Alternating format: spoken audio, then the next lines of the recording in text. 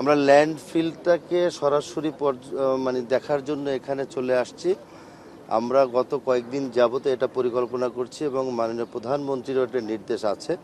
দীর্ঘদিন যাবত এখানে আমাদের ময়লাগুলো স্তূপ হয়ে আছে, আমাদের একটা নির্দিষ্ট জায়গা আছে সিটি কর্পোরেশনে।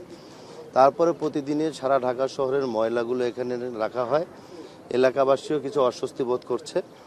তো আমরা অনেক আগেই এখান থেকে বিদ্যুৎ উৎপাদন সহকারে ময়লাকে সবসময় ক্র্যাশ করার জন্য, ক্র্যাশ করে এটাকে থেকে বিদ্যুৎ উৎপাদন হবে, দুর্গন্ধমুক্ত হবে, এরকম একটা বিষয় নিয়ে সাবেক যারা ছিল তারা হয়তোবা কাজ করেছে। এখন আমি বর্তমানে দায়িত্ব পেয়েছি। এই কাজটি হয়নি একমাত্র পরিবেশ থেকে কিছুটা বাধাগ্রস্ত হয়েছে। এর কারণে আপনারা নিজেরাও সাংবাদিকরা জানেন কি কারণে। আমরা চাইবো অতি দ্রুত সময়ের মধ্য দিয়ে, এখন বাংলাদেশে একটা নির্বাচিত সরকার আছে, যাতে কোনোভাবে আমাদের জনগণের দুর্ভোগ না হয়। জনগণ ভোট দিয়েছে নির্বাচিত সরকারকে তাদের কল্যাণে কাজ করার জন্য। আমরা সেই বিষয় নিয়ে পরিবেশ দপ্তরের সাথে কথা বলে দ্রুত সময়ের মধ্যে যাতে এটাকে একটা বাস্তবায়ন করা যায় সেই ব্যবস্থাগুলো করব। সেই কারণে নিজেরা সরজমিনে এটাকে দেখতে এসেছি। বিদ্যুৎ উৎপাদন কেন্দ্র এটা কি পুরোটা প্রস্তুত কিনা, আপনাদের এই সাইড থেকে আপনারা রেডি কিনা?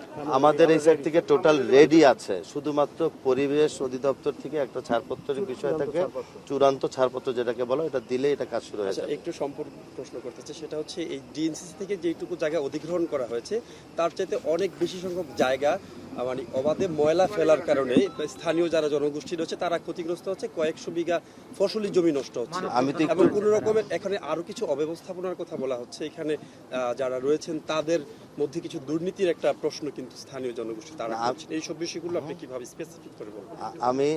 আমি তো এই জিনিসটা আমার বক্তব্যের আগে বলেছি যে জনগণের দুর্ভোগ, জনগণের কোনো অসুবিধা হোক, এই বিষয়গুলোকে আমরা খতিয়ে দেখব। এখানে ময়লার যে স্তূপ রাখা আছে সেই ময়লাগুলো ওভারফ্লো হয়ে অন্য ব্যক্তির মালিকানা জমিতে গিয়ে পড়ছে বিধায় এলাকার জনগণ এটাকে একটু খারাপ দৃষ্টিতে দেখছে। তা আমি এখানে নিজের স্বচক্ষে দেখে গেলাম। আমি ইতিমধ্যে আপনাদের সামনে এখানে দুই একজন আমার কাছে কমপ্লেন করেছে, সেই কমপ্লেনটা আমি আমলে নিয়েছি।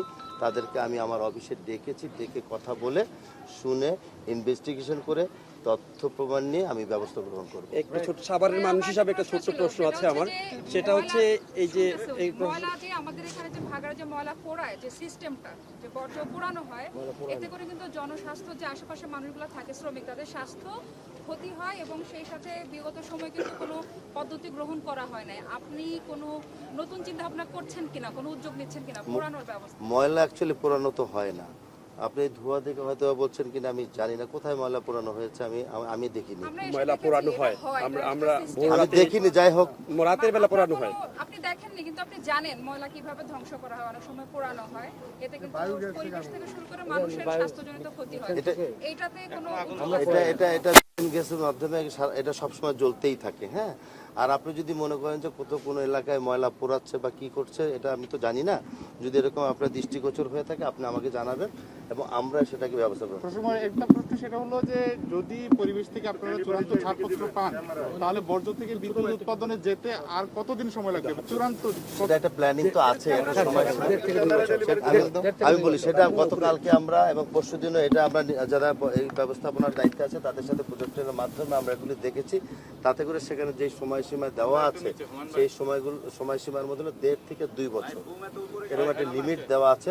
আগে পিছিয়ে হতে পারে, সেটা কাজ শুরু করলেই বোঝা যাবে। 1.5 থেকে 2 বছর ওখানে দেওয়া আছে। আচ্ছা প্রশাসক মহোদয়, সাভারের মানুষ হিসাবে আমি একটা প্রশ্ন করতে চাই, সেটা হচ্ছে আমাদের সাভার উপজেলায় ডাম্পিং স্টেশন নেই। তো এই যে ডিএনসিসি এটা অধিগ্রহণ করেছে, এই জায়গাটা কিন্তু সাভারবাসীর জায়গা ছিল, যদিও ডিএনসিসি এটা অধিগ্রহণ করেছে। তো সাভারের ময়লা ডাম্পিং স্টেশন না থাকার কারণে সাভার উপজেলায় আমরা যারা বসবাস করি মারাত্মকভাবে আমরা পরিবেশ দূষণ হচ্ছে, স্বাস্থ্য ঝুঁকির মধ্যেও আমরা আছি। আমাদেরকে কি এইখানে এই ময়লা ফেলার কোনো সুযোগ করে দেওয়া যায় কিনা, পরিকল্পনা আছে? আমরা সাভারের যে ওয়েস্টগুলো আছে সেটা আমরা যদি আপনি যে কথাগুলো বললেন সেটা সঠিক হয়ে থাকে সেটা এখানে এনে আমরা করার চেষ্টা করব। ঠিক আছে, একটু আমরা সাংবাদিক বন্ধুরা আমরা নতুন দায়িত্ব নিয়েছি, আপনাদের সহযোগিতা চাই। আপনারা প্রশ্ন করবেন, আমি উত্তর দেওয়ার জন্য প্রস্তুত আছি। আপনারা দীর্ঘ 17 বছর আমার সাথে কাজ করেছেন, আপনারা আমাকে সবাই চিনেন, আমিও কিন্তু আপনাদেরকে চিনি।